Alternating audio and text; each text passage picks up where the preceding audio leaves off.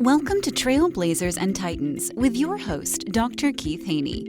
Trailblazers and Titans is your go-to podcast for insights, inspiration, and actionable advice from the world's most successful entrepreneurs and leaders. Each episode features in-depth interviews with industry pioneers, innovative thinkers, and business moguls who share their journeys, challenges, and strategies for success. Whether you're an aspiring entrepreneur, a seasoned leader, or someone looking to make a significant impact, this podcast provides the tools and motivation to blaze your trail and become a titan in your field. Tune in to learn, grow, and transform your vision into reality.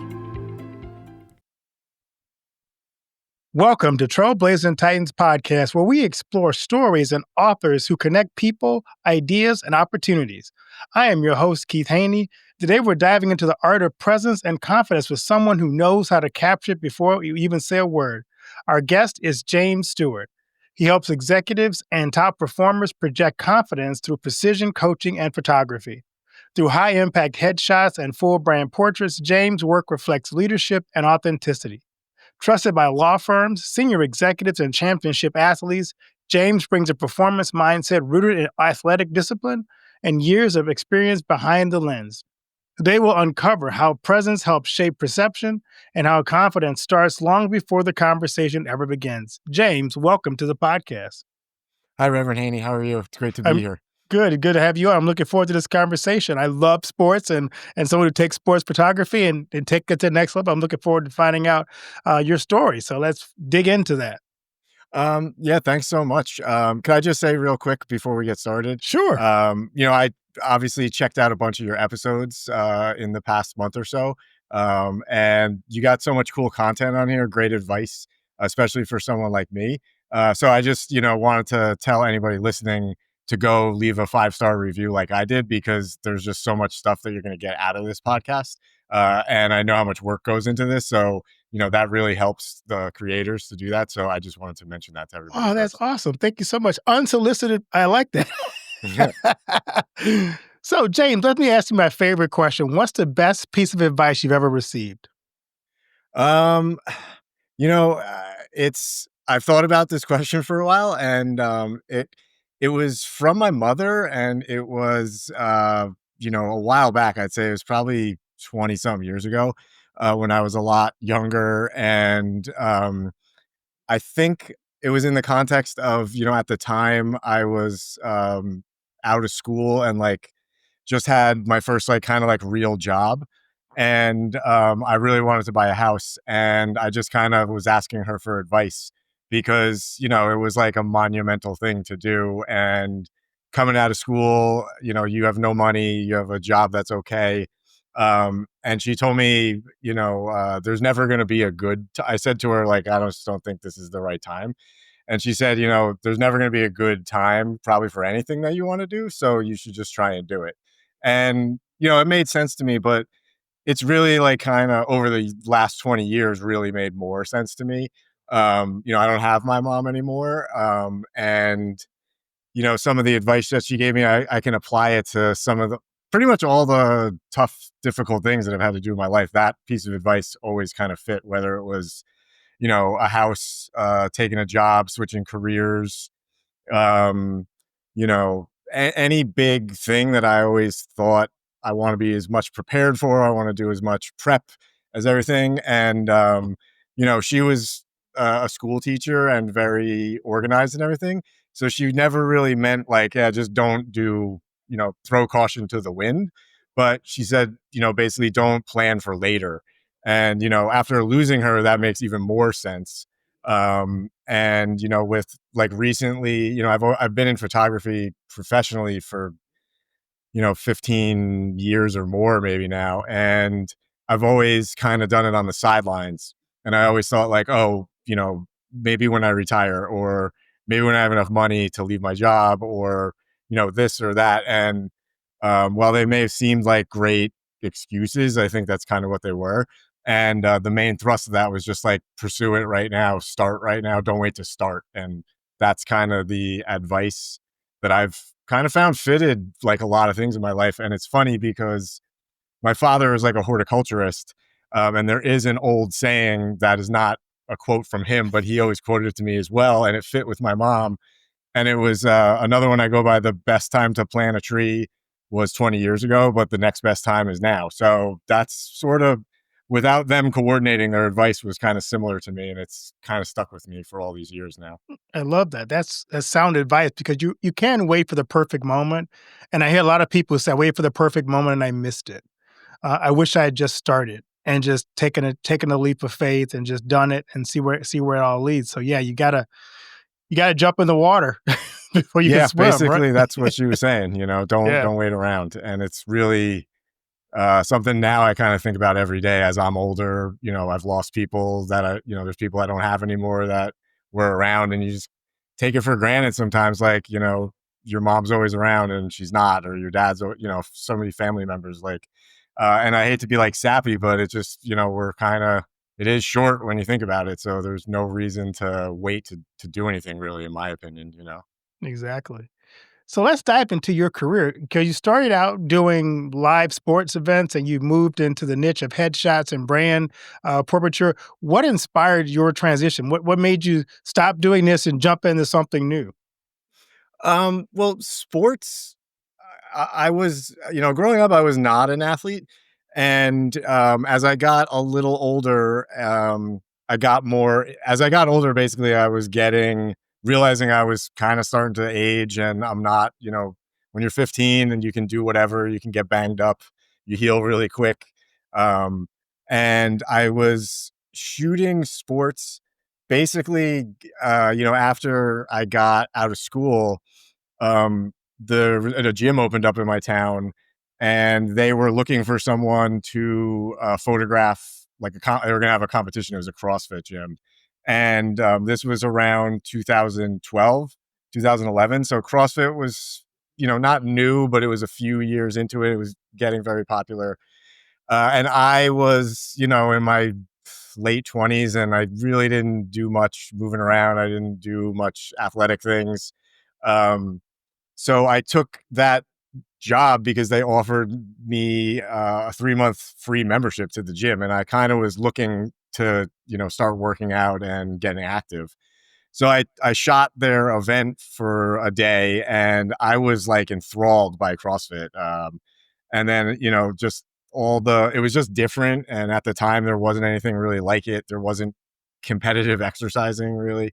Um, and it was awesome. It was so high paced, and really also the community of it just kind of struck me that there were so many people into this, to come out on the weekend. I was living in upstate New York, not near anything. People were coming from like 70 miles away to do this. It was my first time doing it. People wanted the prints, people wanted digitals. Like, it just kind of fell into my lap really, and I took the opportunity.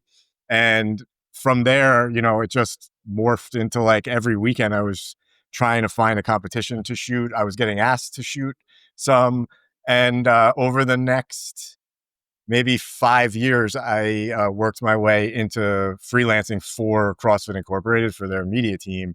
And so I went from like a garage competition to like, the top of the top professional, tons of money on the line. And it was a professional media organization. So I got a lot of training in great sports photography, editorial, kind of like photojournalism type of things.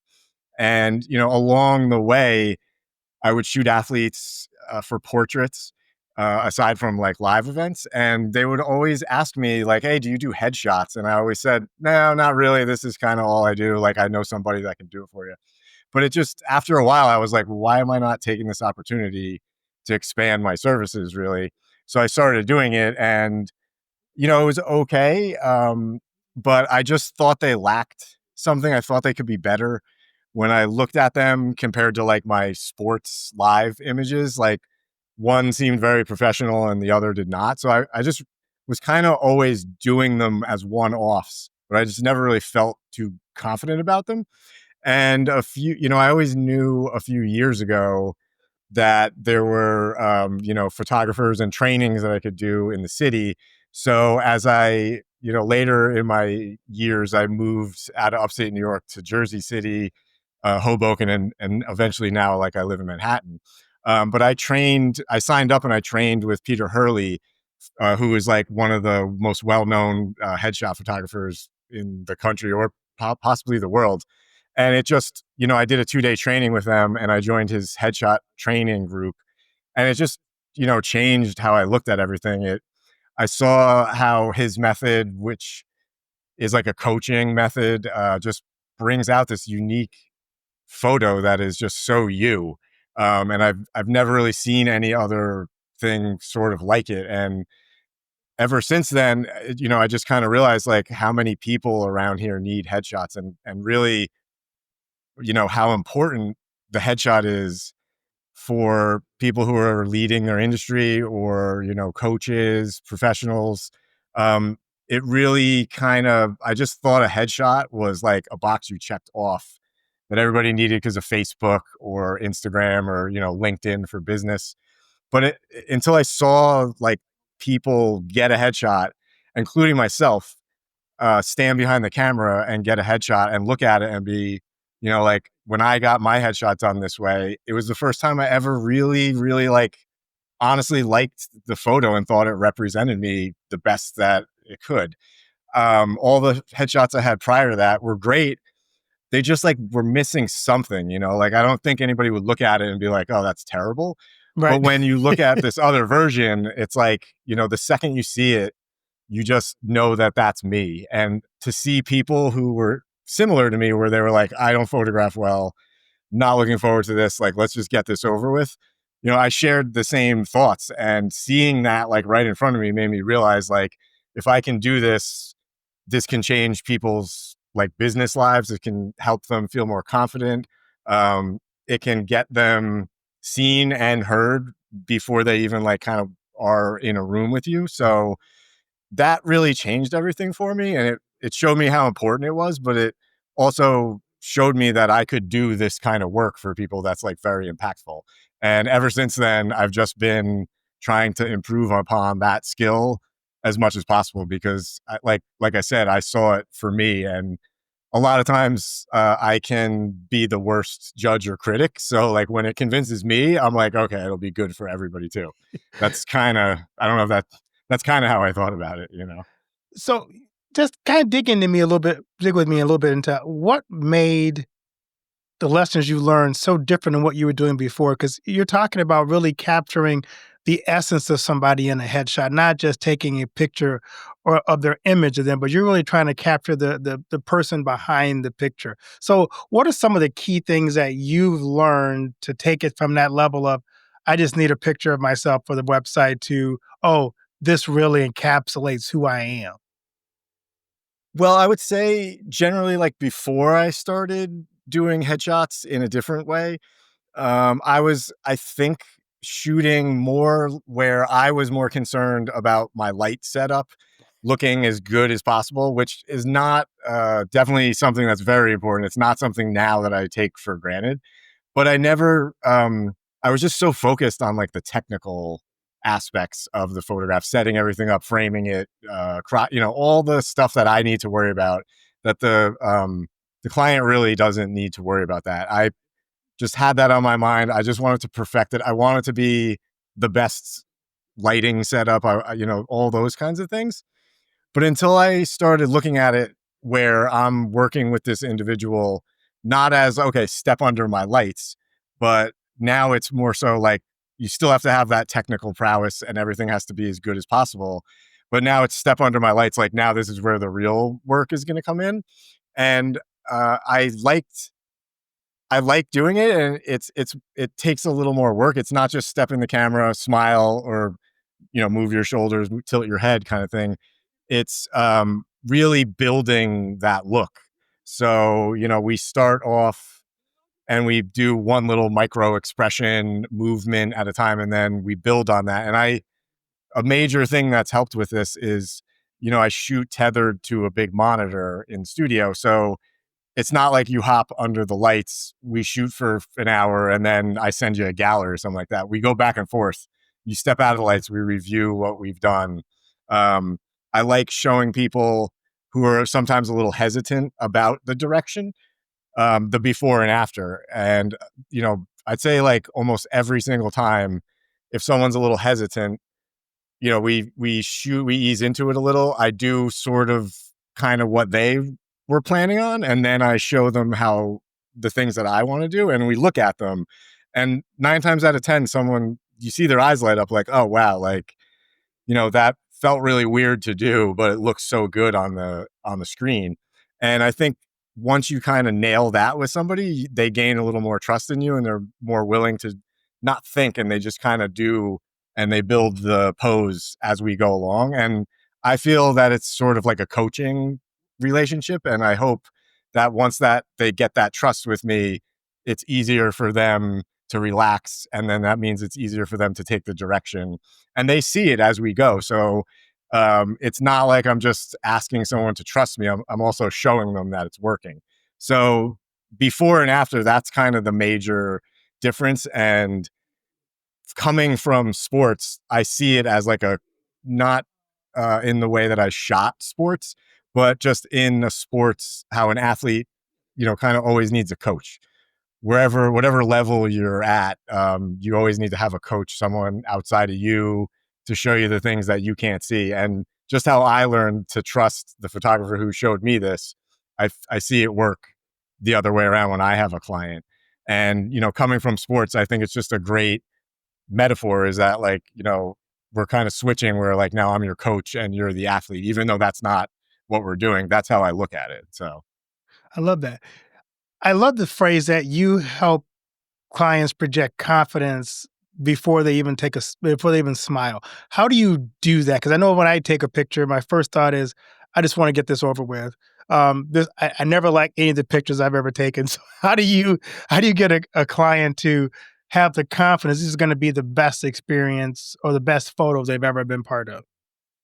well, generally, just sort of what I explained, the back and forth, the build up, and showing the person the difference. And a lot of times, we're talking, if you are just closing your eyes just a tiny bit. Like, I mean, you don't even see a difference. You don't feel a difference when you do it. And when you see the before and after one frame to the other, you start to see like, oh, okay, obviously your eyes are such a big part of this shot.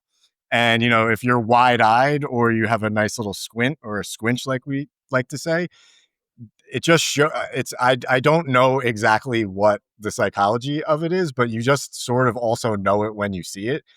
Between two, I think body language is so like ingrained in all of us that we don't even like know what we're looking at sometimes. So the method that I apply, sometimes people, I guess, don't even really know what they're looking at, but they just see a difference. And the confidence in the eyes, I think, is everything. So, like we could spend a lot of time getting your eyes set just right, the squinch just perfect before we build onto anything else.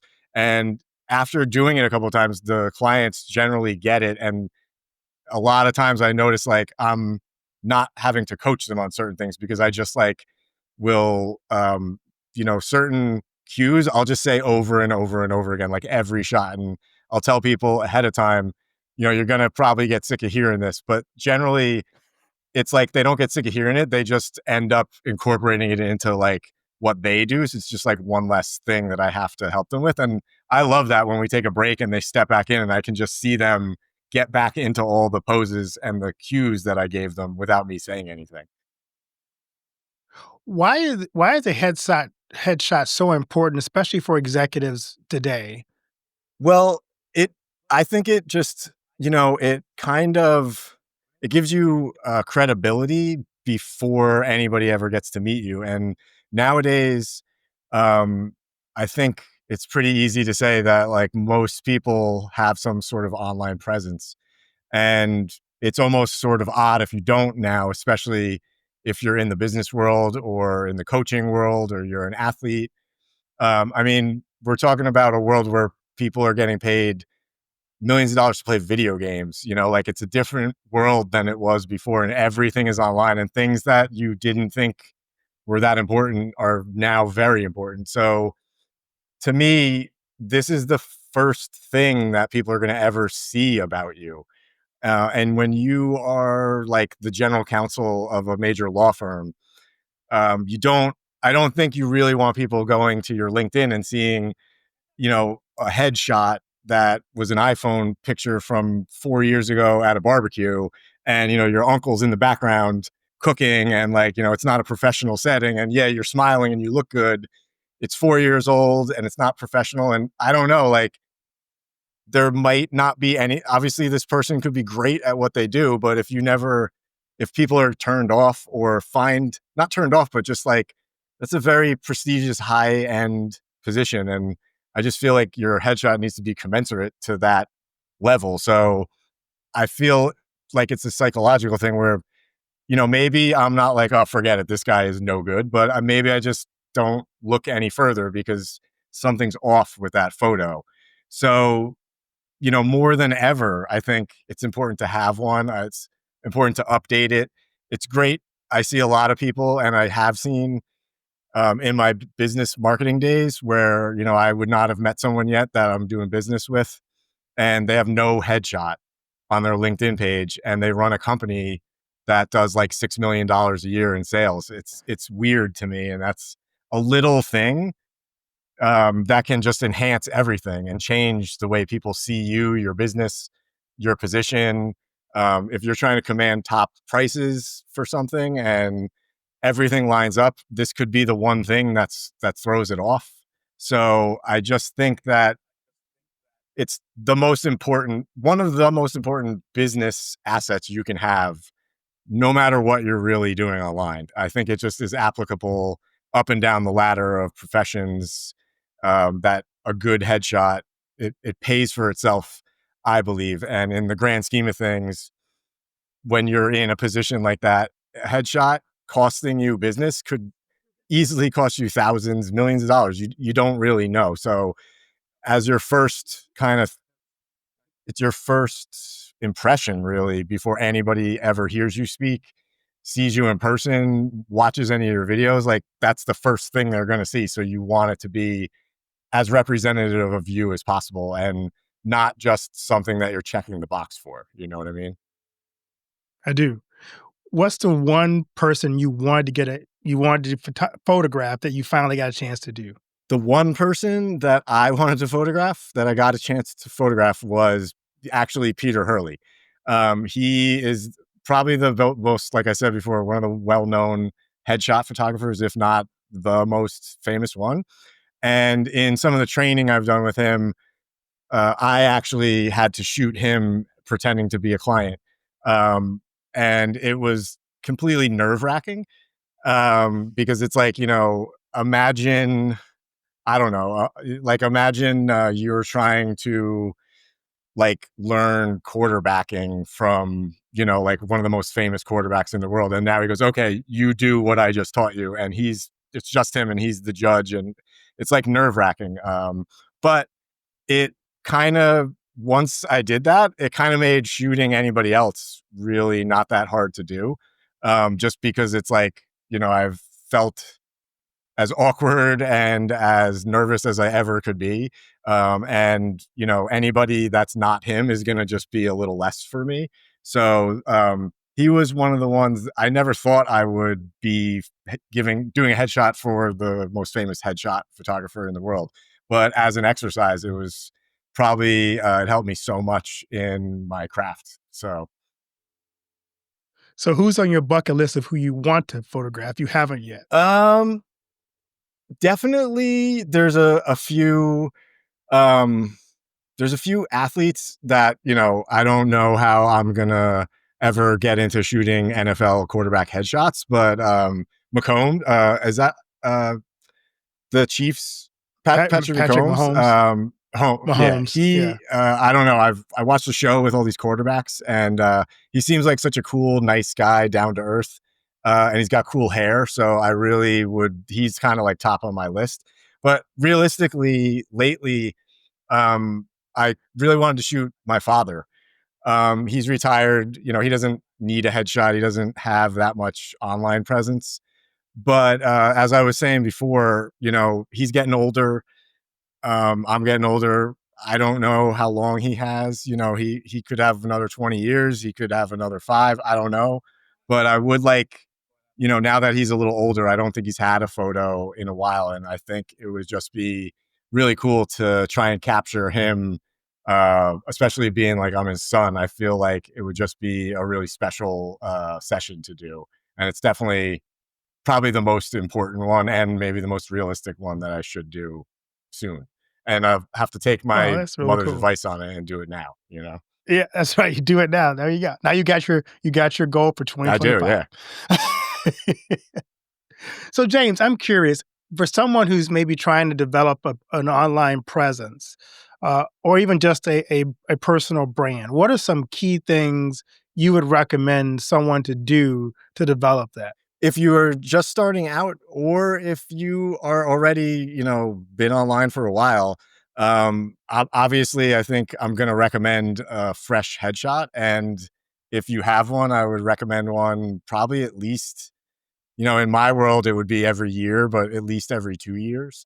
And I think that again, I like that's probably not a surprise, but I do think that is one of the most important, and I'll say it how I think of it. It's a business asset. So I think, if you're going to have a website, you need to have the headshot. If you're going to have Google or Facebook or Instagram be where people find you, you're going to need a headshot in there.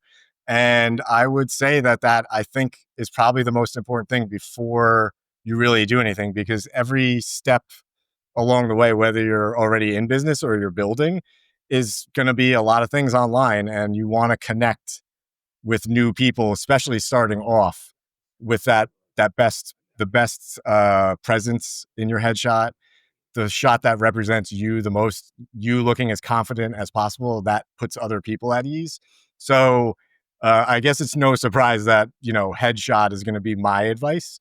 And my other advice, I guess, would be to do and learn as much as possible yourself. When you're first starting off, you're going to have to do everything yourself. So unless you have these unlimited funds, you're going to have to learn how to build a site. You're going to have to learn how to do SEO. And even if you do have the funds to have someone else do it, you're still where the buck stops with you. You got to know how all these things work, or else you could get taken advantage of in terms of like how much people charge you if you have no idea. So, as I'm a photographer and an artist, and I hate doing all that stuff. But now that I do it for myself, it's not that I like love doing it, but the motivation to do it, because no one else is going to help me with it. And in the end, it falls on me. So I've learned, web development, some SEO, and, even as a photographer, I would say start learning AI as well, because as I do understand, it will probably take jobs. Um, I feel that in the future, the jobs that it's going to take are the people who don't know how to use or incorporate it into their job. So I don't think photographers are going anywhere anytime soon. But if you're not learning how to use AI, you're like behind the curve. So I know, AI is like kind of been the theme of this year in 2025. But I do believe that it's kind of no stopping it now. And I think the advantage is going to go to the humans who actually use it in tandem with their own skills. I don't think that we should be 100% scared of it. I think we should embrace it a little. And I think for me, it's helped in all the things I'm trying to build right now myself, from website to posts on social media to doing research. It's just, it feels like you can have a staff when you're by yourself. So that's like besides the headshot, in the tools, I think that is probably one of the most important things now going forward. That's great. If you were a young photographer just starting out, I know I tried photography and I got my first EOS Rebel Uh, camera and I was out taking pictures. But if you're saying you're just starting out, what would you say a photographer really needs to start out with in terms of equipment, mindset to be able to get into this area of photography and do it well? well, equipment is important, but as I've learned, I don't think there's any value to jumping in at the beginning and getting nuts with equipment or, I think like for me, over the years, I bought so many cameras used. I bought a ton of lenses used. If you can get it at a cheaper price and it's not the quality of the piece of equipment isn't affected by it being used, I would certainly do that. And I guess overall, spend the least amount of money as you get started. Don't just, that does not, over the years, I've learned like money can help a lot of things, but it's not the end all for getting started. Just because you have a good amount of funds doesn't mean that it's going to work out the way you think. And I think you learn more lessons by kind of, going through it the hard way, doing things the hard way. For me, unfortunately, most of the lessons I've learned that have really sunk in are from mistakes. And So they're expensive expensive. mistakes. So that's why you want to just keep it a mistake and not an expensive mistake. Um, and I guess the next thing I would say too is to learn from the mistakes that you made and not be too afraid to make them. So that's why I recommend like doing as much as possible yourself, not spending it, spending the least amount of money as possible. And I think I never really appreciated that grind um, until more recently. And it sort of changed my mindset a little is that like, not I don't believe like I'm looking to lose, but I kind of like welcome that as an outcome because I know either way I'm going to learn something from it. So, I try not to be reckless, but I try to learn as much as possible and a lot of that comes from failing and the failing comes from doing. So, to me it just means that you're working on things and your first shot at something is not maybe going to be what works. So don't give up and keep going. I think part of the reason that I'm where I am now is just because I didn't stop. I know a lot of people who started at the same time as me who, for one reason or another, are not in the same game that they used to be doing. They're not doing photography. They're not shooting video. They're not on social media anymore. And I think it's across a lot of different professions and things that you can do. You gotta just have kind of guts to keep going when you yourself are saying like, why am I doing this? Or what's the point of this anymore? That's been really, I think, great advice that was someone told me, and I've like my other mother's advice. It took a while for it to sink in, but having done this for many years now, those are the few things that I think as a new person are probably the most important things to think about. I love that. And usually those cameras you buy from somebody who started something and then quit and sold the Yeah, a lot of cameras. times, a real lot of times. Yeah. So, James, I'd like to ask you my other favorite question as we wrap this up. This has been a phenomenal conversation. I really have enjoyed this. What do you want your legacy to be? Ooh, um, I would say that I would want my legacy to be something along the lines of, James Stewart did the most that he could do to help people, to cheer up people, to bring people joy. And I hope that that's through art. And that's what I do outside of my professional life still. Um, I would hope that it's something along those lines that I would be able to bring joy to people, help people with the art that I do. And I think, for the rest of my life, no matter what profession I'm in, I'm always going to be doing some sort of art, whether it's photography, whether it's painting or, anything creative. That's what I would like my legacy to be. Great. So, on season 6, we have a new thing now, a surprise question. Pick a number between 1 and 10 for your surprise question. I will go with 7.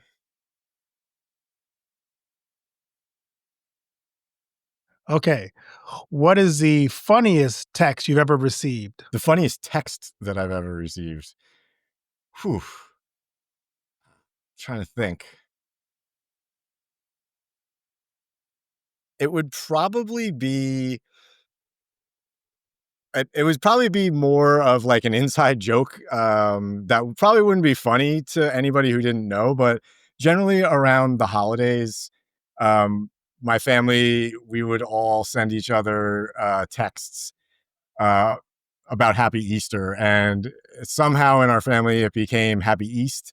And and then over the years, it as you said, it had some a different accent to East. And so every Easter, there's all those texts come in, and that really does make me laugh.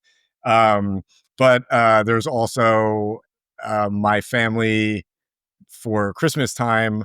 My Nana always used to just like love fruitcake, and we all just like it was literally like no one that wanted to eat it there, and we all kind of just like pretended to get excited for it when she brought it out. So that's another type of text that I get from my family, and like my mom's not around, my grandmas and nanas aren't around, so it reminds me of them, and it makes me laugh. So that's what I would think about when I get a funny text. That's so funny. So, James, where can people connect with you and learn more about you? I would be I am mostly on LinkedIn and Instagram, and I would like to say, just sort of, if it's okay, as something to give to your listeners. I Sure. offer, and I've developed what I call the Headshot ROI Kit, and it's just basic documents, info type of things, are very brief, but they show you. It gives you a different way to look at headshots, instead of like the box that is checked off and these are expensive. It gives you a different way to look at it, and it's sort of like what I was explaining.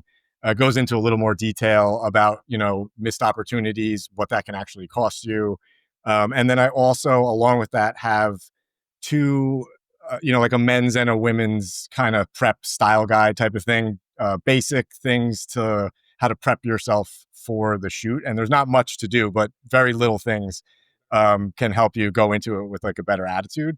So I just want everybody to know that whether you're going to book with me or not, DM me the word confidence and I'll send that to you. And I'd be happy to help anybody if they have any questions with photography, headshots. But LinkedIn and Instagram is where you can find me. So please DM me on those platforms.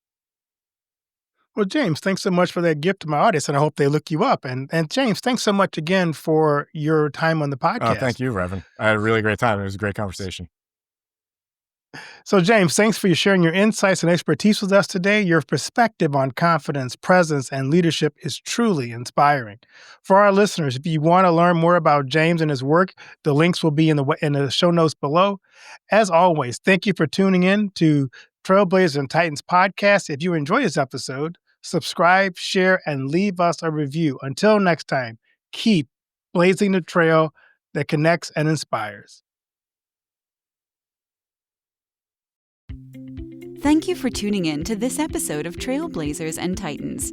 If you enjoyed our conversation and found value in the insights shared, please subscribe to our podcast and leave us a review. Your feedback helps us reach more listeners and continue bringing you the stories of the world's most inspiring leaders. Don't forget to follow us on social media for updates and exclusive content. Join our community of Trailblazers and Titans, and let's continue to learn, grow, and transform our visions into reality together.